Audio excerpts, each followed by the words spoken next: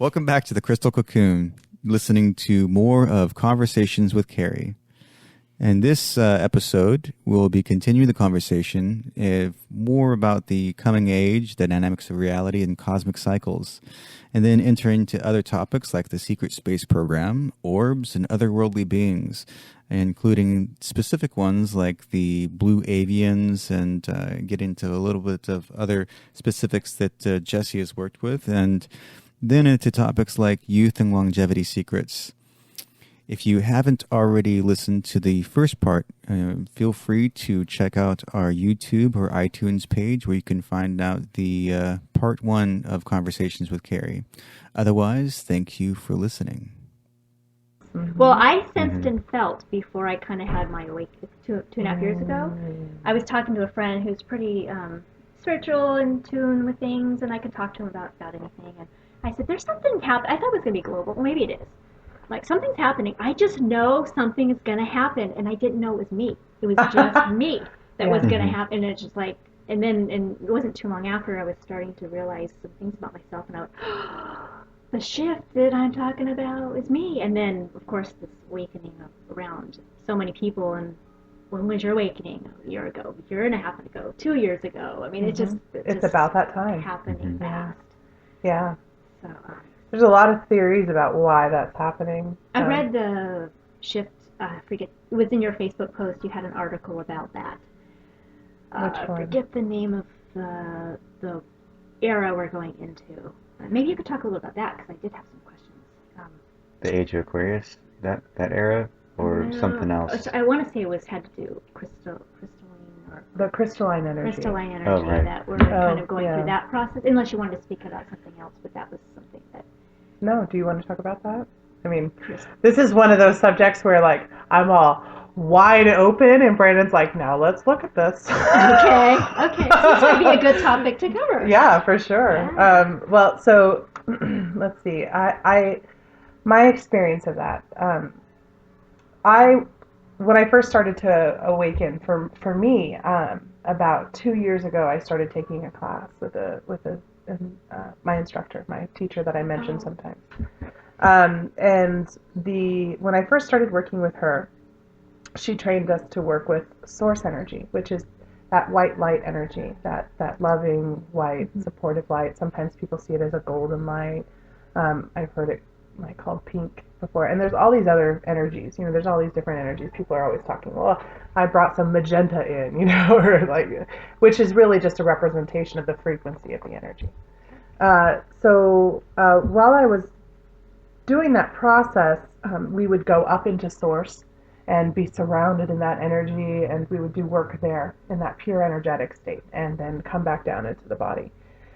And I found while I was doing that, at one point, this portal opened, and I went through this portal, and then I wasn't in source anymore. I was in this other space, and it was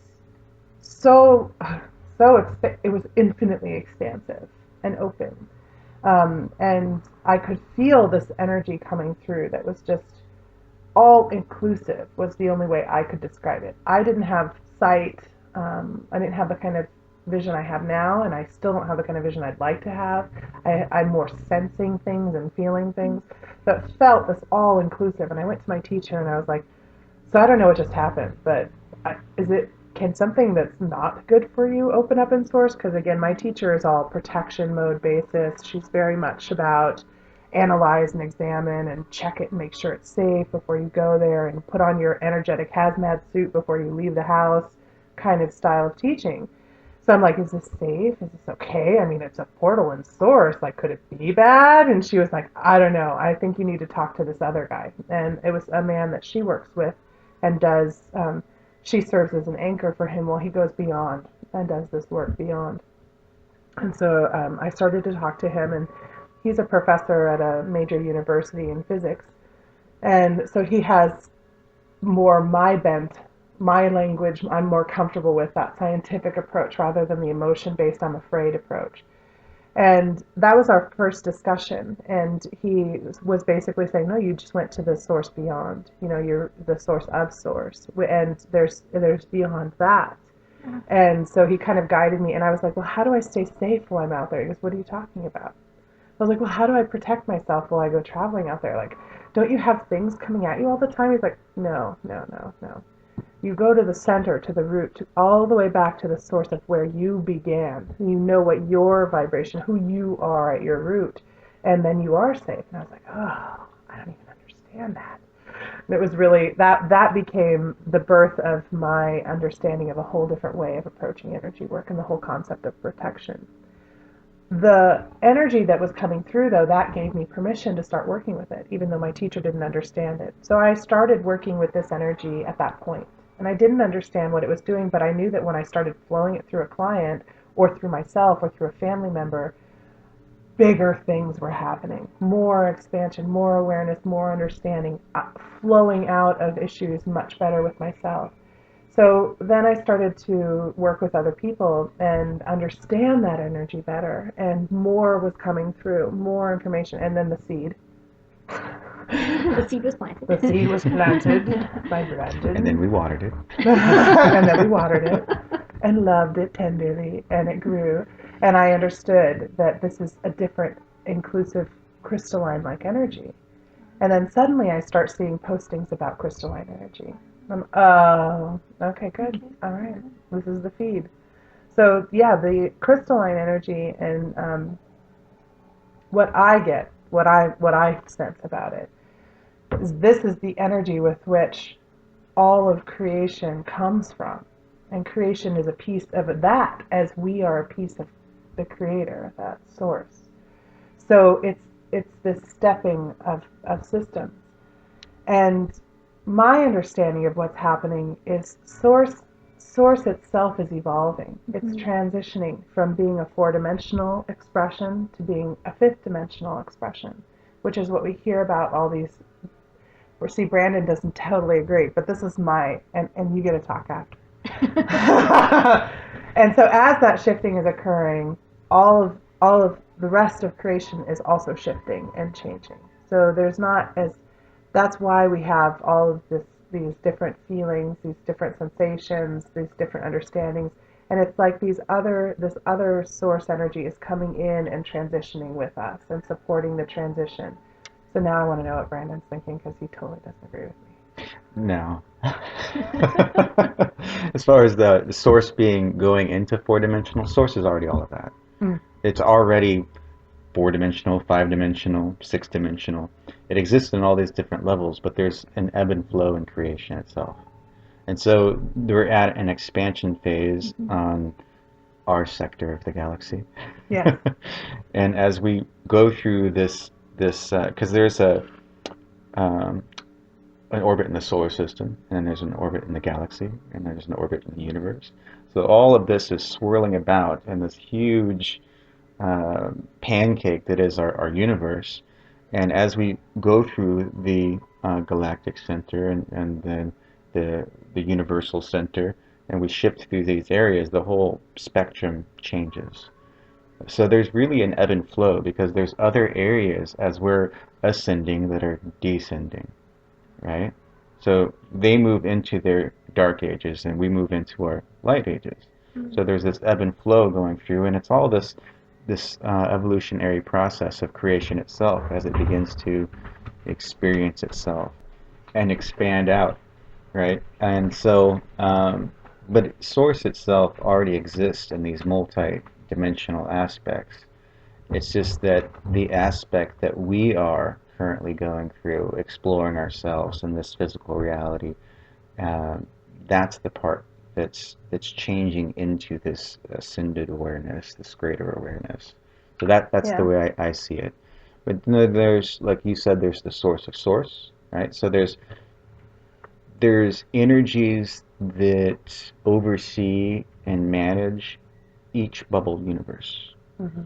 And there is an infinite number of these bubble universes.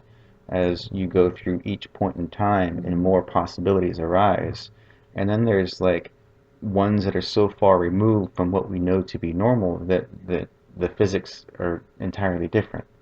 So you got to figure that each one of these has to have an overall caretaker, just like we have these ascended masters, right? And these idea of archangels that come, and they can be all these different places at once, and they have specific functions.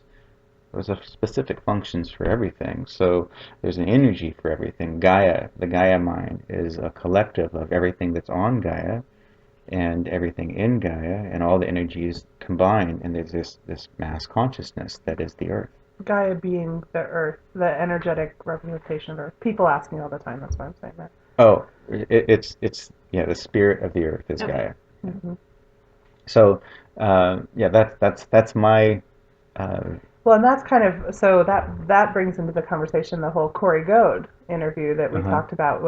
I don't remember if we talked about it on the Cocoon or not. I think we brushed over it. We mentioned it. But one of the things that Corey Goad talks about, and he was a young boy.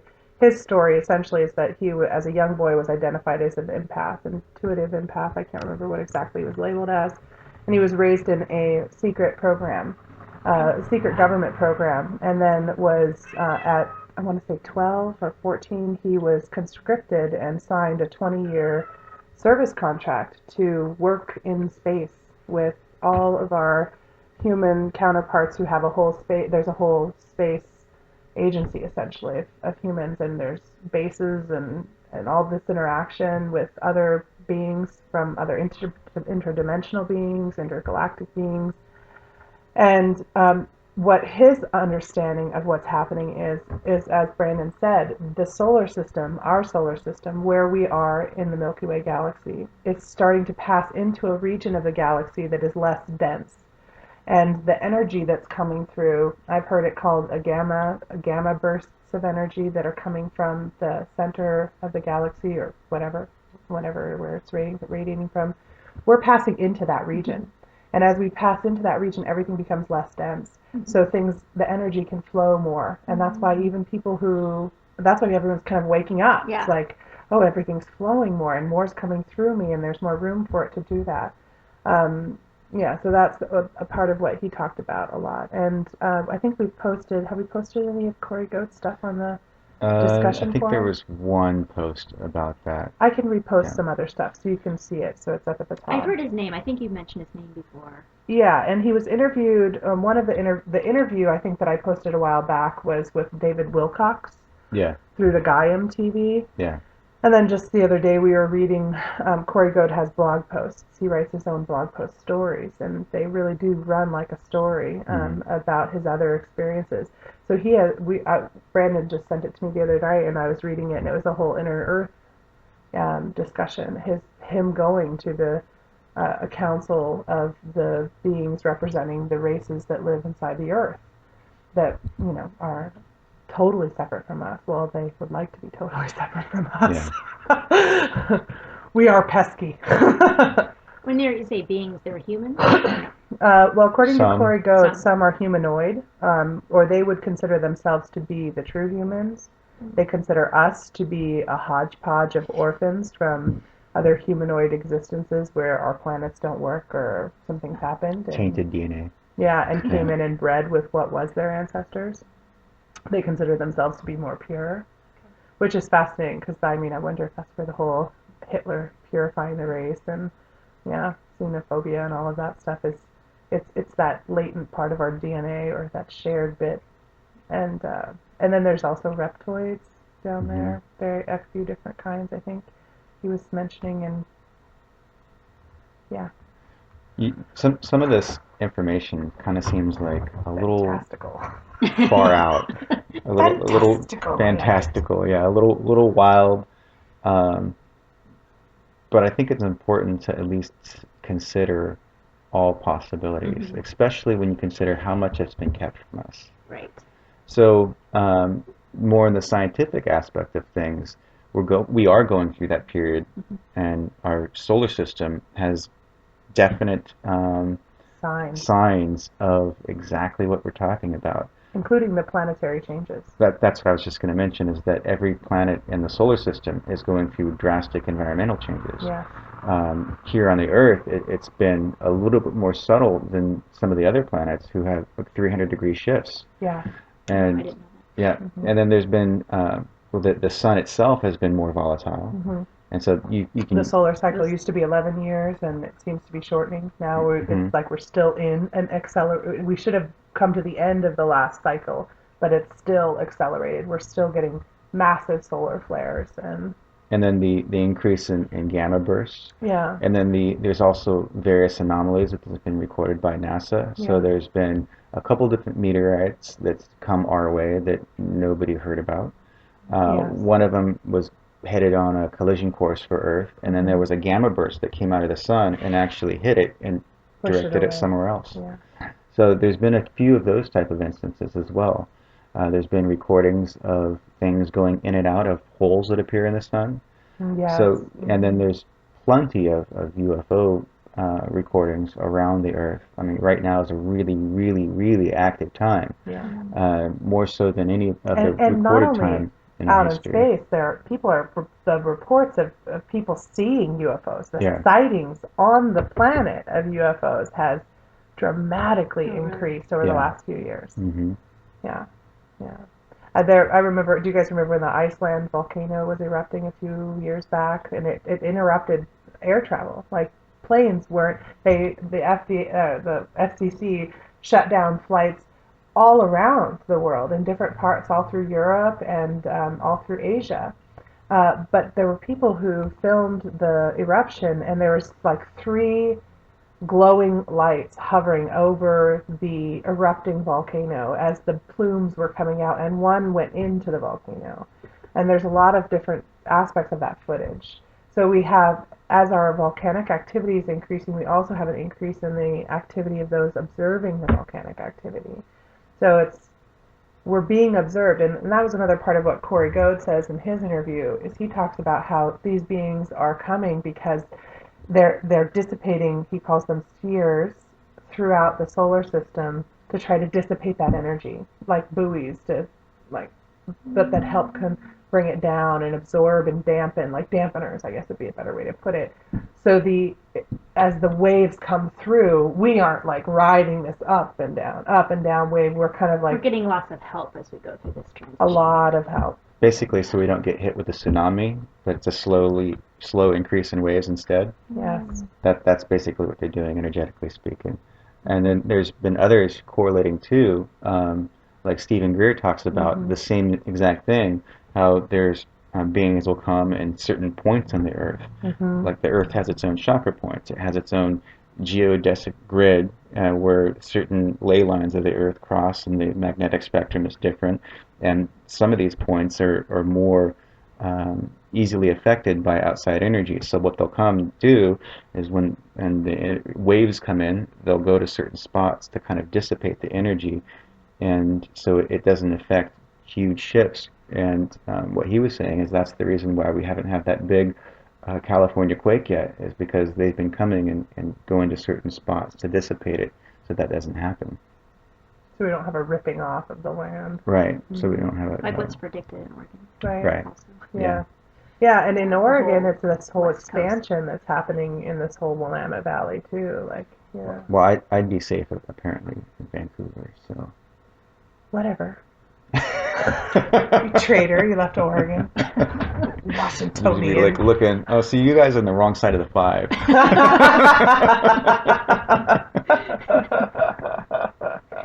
Don't worry, I'll swim out. Yeah. Yeah. Well, and we do. It's interesting. Like there are many different. Like I work with one woman whose son is pretty gifted, and one day he woke up and he told his mom, "I'm not going to school today." And she's like, "What are you talking about? Why aren't you going to school?" He's, "No, I don't need to go to school." "Well, yes, you do need to go to school." "No, I don't have to." "No, you have to." "Okay, fine. But I'm not doing my homework." "Why aren't you doing your homework?" "Because after the blood moon, it won't matter. Everything's going to be destroyed." And what he was seeing forward without the help, right? Oh, and he was okay. So he was just seeing on one line. I was worried there for a second. Right. Well, this was a while back. Yeah. I was getting similar visions also, and it was making me uncomfortable, and then all of a sudden we have this huge intervention of these energies coming in, and everything started to shift. And that was right around the time when Brandon planted my seed, and I started really getting this crystalline energy coming through, and that really was those beings coming in. And that's one of the things that we talk a lot about, like in sleep we'll get the sense, oh, there's something happening. Things are coming here into my room and working on me while I'm sleeping. And I'll wake up and I'll feel different. I'll feel physiologically or emotionally or energetically different. The amount of energy I'm pulling through is different. So it's... And that is what kind of entity? It's an entity that's doing that, or it's a... So there's lots of, or various, versus an alien or extraterrestrial. So what is an alien? Right. I mean, it depends on your perspective. Okay. And this is part of that opening up that you're feeling of like, I've got all this space because you're starting to create room for these other understandings of other beings and other entities and energies. So when we start asking what is an entity, well, technically we're entities occupying a human vessel. Mm-hmm. You know, we're an energetic being. I guess what type of, if you can define it, maybe. Right. You can't. So what I find I'm working the most with, that I'm aware of, that I'm conscious of, is the Lumerians, Arcturians, and then I recently, because of working with or listening to the Goad information, I started becoming more aware of the avians, which is what Goad refers to as the sphere people. You were asking about if we get a sense about who's working with us, basically. Mm-hmm.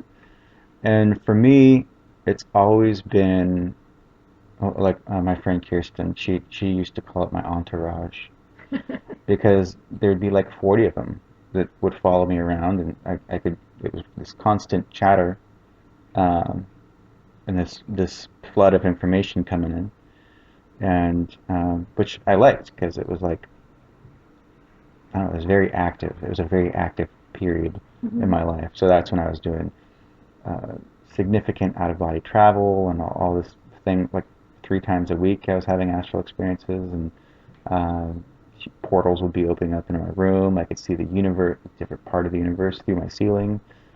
Beings would come in, and I saw Archangel Michael and Jesus appear in my room one time, which was interesting. Wow. And that was right after an out-of-body experience. And there was a period where I was doing a lot of work on dark entities and healing them. So, you know, that's another thing that happens too when you work through your fear of the shadow, when you work through your fear of dark and light and right and wrong and what's generally considered evil by some, then the energy itself and the allowance that it has to affect you really dissipates. The more you kind of correlate that with your connection to Source and the infinite support that you have, then you realize that there's really nothing they can do that can affect you. But you have to allow that. You know, you have to allow both. And I had heard that if you're kind of raise your vibration, they're at a lower vibration, so they kind of don't impact you. That's right. Is that? Yeah. So it's just like when you're going through relationship stuff and you kind of seem to get all the same type of people in your life, like over and over, and there's a pattern. Well, it's because that resonance of that pattern exists within you. So it's the same thing when you're getting these other kinds of beings or something. If you are, there's something that correlates within you. For me, I was so calm about it, and they came and they couldn't touch me. They actually came, and I had something coming within me, and because at first it looked like it was this really chaotic scene in my viewing. So I was kind of in this daydream state where I was remote viewing something, and it looked like just chaos. I'm like, what is this? The moment I question, what is this? And that's a really important thing for you, rather than most people just accept things as theirs. It's important to question when you don't understand, what is this? Is this mine? Is this mine? Right. And the moment I did that, something came into my body, and it breathed through me, and this breath put out this wall, and it pushed it back, and all of a sudden there was this being there, and or the scene moved back, and then I was like, okay, I get what I'm supposed to do. It was basically breathing Source through me and out through my breath, and it moved back once more, and then this wall was there, and the scene went away, and there was a being behind that wall, and it was this dark entity, and it was looked like it was very angry at me, and these claws coming at me. I'm like, oh, this is interesting. But I understood it, though. I understood that from their perspective, living in the way it has for so long, they don't know how to ask for help. They don't know what to do. They don't know how to be any different than they are. They've never been taught any other way. So I just showered it with love. I surrounded it, wrapped it up in this like safety blanket of love and with the universe. And there was a stone heart that I put over it, and it started vibrating. And this was something that another guide has done with me during a healing experience that I had. And then the whole thing just dissipated. And then when it dissipated, I had this hit with this wave of love, and it was very intense and very powerful. And basically, it was saying thank you. It was returning the gift. And under it was these little soul fragments, like boiled over each other. And I did the same thing with them, and they shot back up to source. So that's a little bit of the other beings I've encountered. And the one that gave me the stone heart, that was like a light being. When I saw it, it was this, this humanoid-looking form kind of thing in the shape, but it was more light, and it had this light crowning off the upper part of its head. And I remember laying on the table when the practitioner was looking at me, and it leaned over and looked over my face, and I was like, "Oh, you're cool." And then there was another one there, this woman's voice, who I heard many years later, and I heard her again, and then she was there, and she was one of them, and talking in the background to me. And so there's light beings that work with me, and then there's the ET faction of things. Going through my abduction experiences when I was younger, or my contact experiences is more. Yes, because we're shifting the language. Yeah.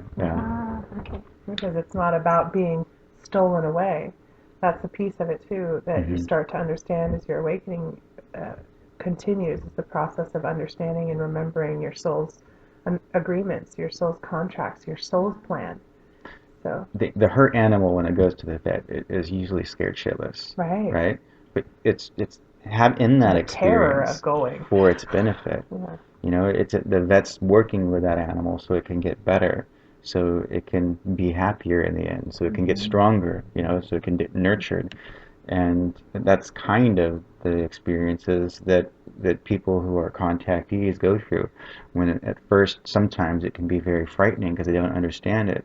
But looking at the long-term outcome where humanity is waking up, there's been a lot of assistance in that from the energetic portion of things and the more physical contactee portion of things, where the genetics themselves are being shifted. I was going to say, in the last 2 weeks, when we were asking about, talking about what, now I have another thought that came to mind that happened to me when I was kind of brief meditation, and I've had some neck trouble and getting better. And I did have an awareness of being worked on. And I was I had, like I said, I was sitting on my meditation pole. No one was home, it was quiet. And I wasn't even asking for anything, I was just there.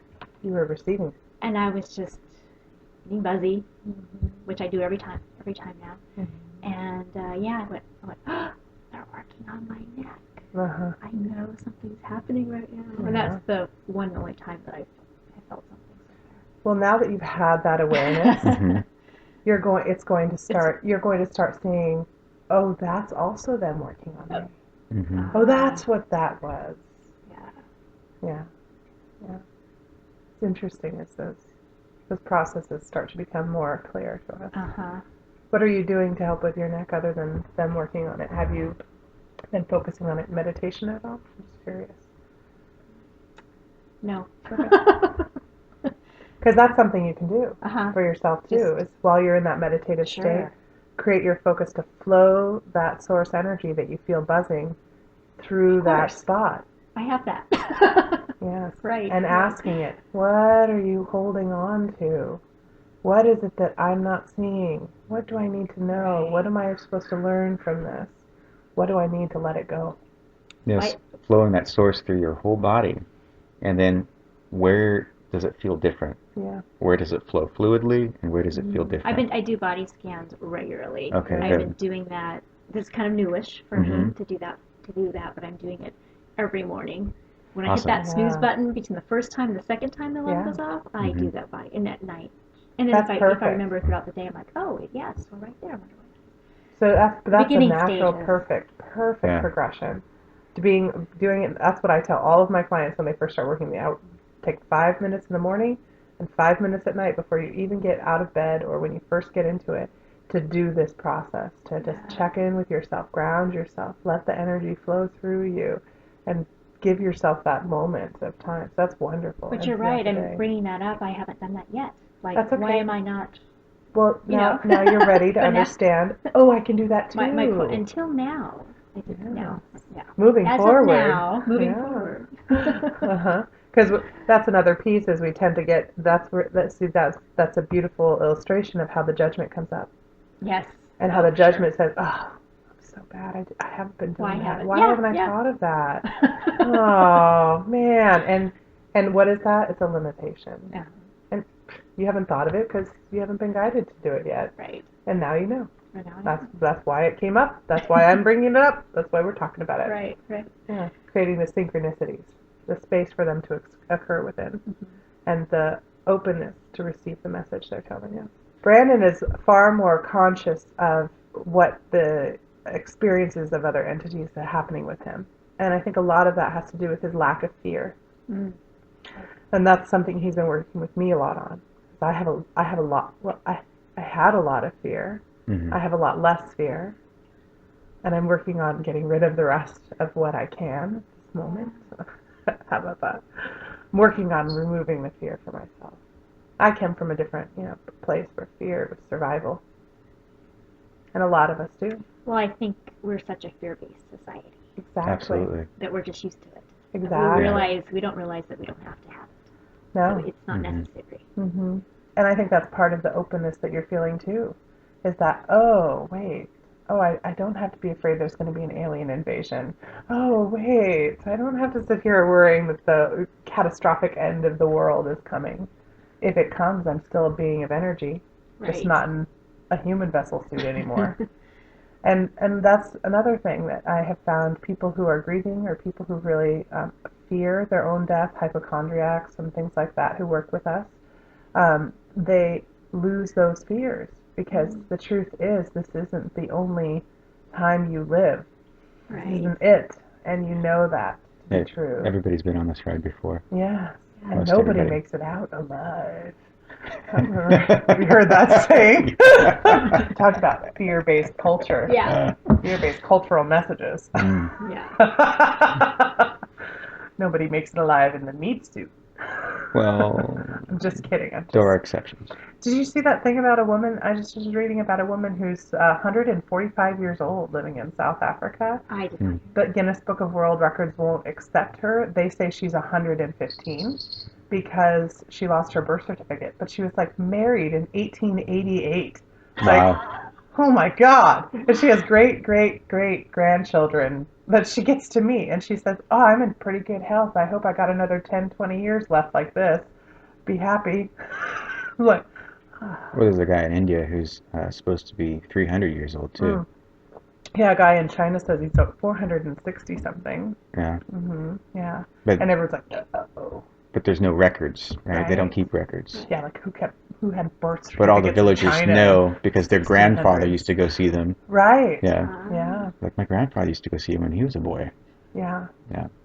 Well, and her children, some of her children have passed. The woman down there, so they're dying of old age, and she's still kicking. So what's the secret? Have they shared the secret? I don't even know. I mean, that a lot of There's a lot of secrets. Secrets, yeah. But then they're not really secrets. They're just practices that nobody really does anymore. Well, I mean, you can look at, and this was actually going to be something I want to develop eventually, is some sort of e-book or something that talks about longevity. Yeah. Some sort of program or something I was thinking about. But we're in development phase. Yeah. So we had something called the 5 pillars, right? And so these are the five pillars of health, and you have the physical aspect, the emotional, the mental, the belief, and the spiritual. Most of the people who live really long and really youthful lives, they have some aspect of those mastered in some way. So, and there's always a correlation between the people who live the longest on how they view life and how they handle daily stress. Most of them have some sort of practice to where they don't keep pain within them. They're generally happy people. They meditate. The woman in Florida who is 70 something years old, but she doesn't look anything over 40. And she could even be a little bit younger than 40. Like her husband, she's been with for since she was like 28 or something. He looks his age. So knowing them doesn't help. Well, what she did when she was that age is she started juicing. She has a really thick, lush garden in the backyard, and she's a generally happy person. She juices everything. She doesn't eat solid food. And so she's mastered this aspect within the physical pillar to where she's not taking in all these toxins. Her body doesn't have to expend extra energy going through digestion, and so it can keep her young and youthful and fed with the nutrients that come out of the juicing. And so her husband, on the other hand, continued to eat cooked food and continue to eat steak and meats and stuff, and then that's harder on the body. And so the digestion takes up a lot of energy, and that's what the body will start to spend its energy on. But when you have these other practices, the telomeres is a little aspect within, it's like the body's biological clock. The more it shortens, the more you age.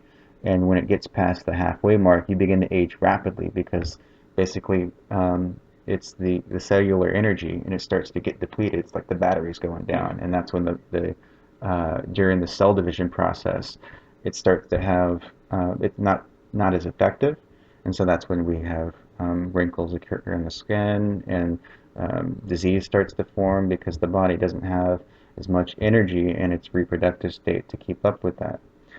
But also, it's that the genetics, the DNA starts to break down. Yeah. That's why we get mutations in cancers. Cancers are essentially cells that are now gone awry and are reproducing rapidly with mutations within them, so they no longer serve their function. That's another aspect of that too.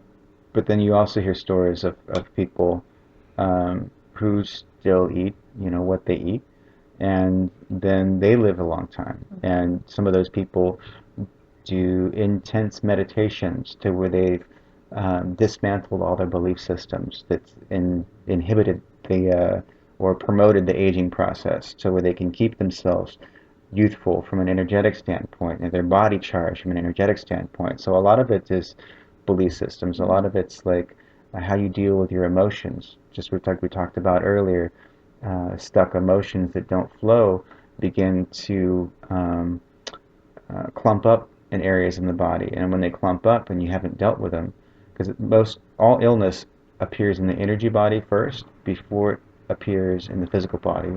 And so then these clumped areas of energy, in the cases of tumorous cancer, will then begin to instruct essentially the cells around it to start to form in this deformed way, and then the rest of the body begins to block that off. So that's a little bit of how cancer forms. But keeping that energy fluid to where you're not keeping it, you're not harboring it, and you allow yourself to deal with it as it comes up is another secret.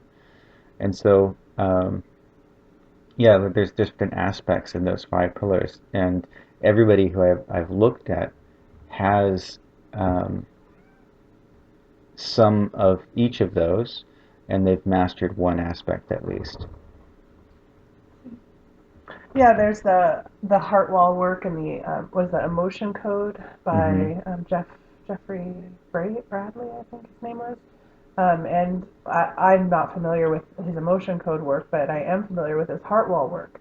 And he was a cardiologist who wanted to understand, why is it that we can't actually help our patients? Why is it that, people are dying of heart disease, and really there's not really a way of making it better, except for, now we are starting to find diet and meditation and these practices of what Brandon was mentioning as youthing practices essentially are helping. So why are they helping? So he really wanted to understand that. And when he would start looking at the training in the energetic perspective and looking at people's hearts, he found that some people would have a buildup, a physical buildup of debris around the heart, causing congestive heart failure, holding of the heart, not allowing the heart to really pump and create that field. And it was all tied to, the emotional and energetic problems that they were experiencing. And so as he would address those, he'd look in and he'd start looking, what did you inherit from your mother? What of because we now know that our emotions around our experience also get stored on our genes, on our genetics, and that they pass down. I say so many of what is going on with you doesn't even belong to you. Right. Exactly. So he goes through and he identifies all these aspects of this whole chart of all these emotions that we call low vibration emotions, because things can't flow through them. They get stuck in them. And he would systematically goes through and removes these emotions being held, these energies being held, and then goes through the father, and then goes through and looks at what did you come in with this as a soul? What is your soul carrying as its debris from other expressions, other lifetimes, other experiences? And then now what have you acquired in this lifetime? That was the last bit. And so really all comes down to clearing. It all Everything comes down to that clearing. we've talked about is just clearing it out so Yes. that you make room for anything else and everything else that you want, need. Yeah. Well, The reason you're here, the purpose, to make more room for that so that you can. Exactly, yeah. There was another doctor I was just listening to. I think Brandon and I both were watching something about this. I'm not sure, you'll let me know. He was talking about the flushing out of the trash in the energetic system. Essentially melatonin is what the body uses as kind of a scrub out to get rid of all the cells that have died during your cellular reproduction and all the debris that you've accumulated through. And that's our lymphatic system. And we're doing, great things in medicine with our physical body, but it's the energetic body that. Right. Well, and there's another video that also brings to mind that I was watching about the guy who invented 5-hour energy. Oh, yeah. And he made all this money, and he wants to put it all back into research and helping humanity. So he's created this whole engineering lab where they address the 3 points he wants to address is energy, water, and health. So they designed a table. It looks a lot like a massage exam table that has all these little straps and I don't know how to describe it, but little panels that the straps are attached to that pulse, and they squeeze the body, replicating the circulatory system, and they cover the whole body. And he lays in it every day, and that's where he meditates, is in that, and it's like it's assisting his cardiovascular system, the transportation system, and flushing out things. And he said his son was telling him the other day that, Dad, by the time I'm 70, you're going to look 40, because he's literally youthing himself just by increasing that cleansing system. And the more you begin to address these things, the more everything starts to fall in line. The more the foods you crave, the more the environments you no longer will expose yourself to, the more awareness that you start to have of what are these things that are damaging my body, my vessel. Essentially, aging is a result of toxins. Yes. In any form, energetically, Sure. Emotional toxins, toxic beliefs, toxic foods, toxins. Right. Yeah. And that's, I think, another reason why we see, like now we're starting to see, as the focus shifts and people are becoming more aware of it, those who never jumped on the modern food bandwagon, those who stayed, especially the ones in the plant-based diets, because they were just more conscious of what they were putting in their body, they don't look like they're aging. Like we see these stars, and that's one of the things they transition to first is this mind-body wellness stuff. And gosh, like look at people like Julia Roberts or even Cher. I mean, yeah, they've had some plastic surgery, but they're also Madonna is another example. Keanu Reeves looks the same too. Yeah. These people, they look the same as when I was a kid. And I'm like, that was 20, 30 years ago. What, are they not aging anymore? What's happening with people? I think he's a vegetarian, and he meditates often too. He's a Buddhist. Mm-hmm.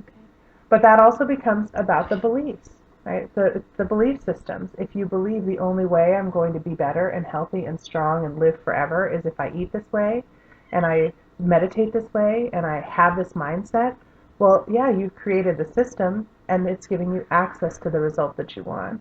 So that's part of what we work with a lot with ourselves and others is the belief system. What if you could still live that way? What if you could still have that, but you don't have to have the belief that it's bad for you? Yeah. But we are told, oh, ice cream, you should only have this much of it, and it's bad, it's going to go to your hips, and, well, yes.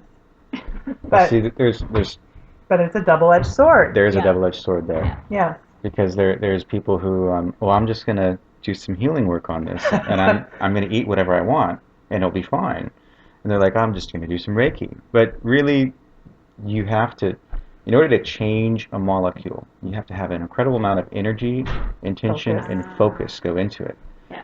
So, they put people in labs, and it's the top-notch healers and the top-notch meditators who are able to really affect the DNA and the molecule and the stuff in the petri dishes. And, they have shown significant change.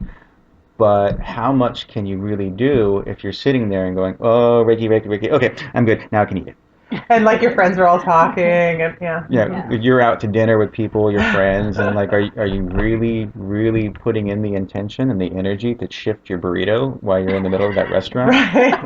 Probably not. I love watching people try, though.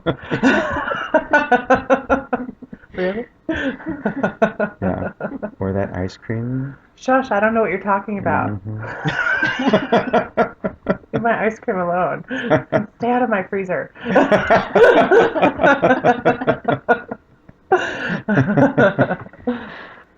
Well, I think we are about out of time. And thank you so much for talking with us. Yeah, it's been lovely talking with you and having you here. Great. Thank you for having me. Yeah, thank you. So thank you again, the listeners, wherever you are in the world, and we will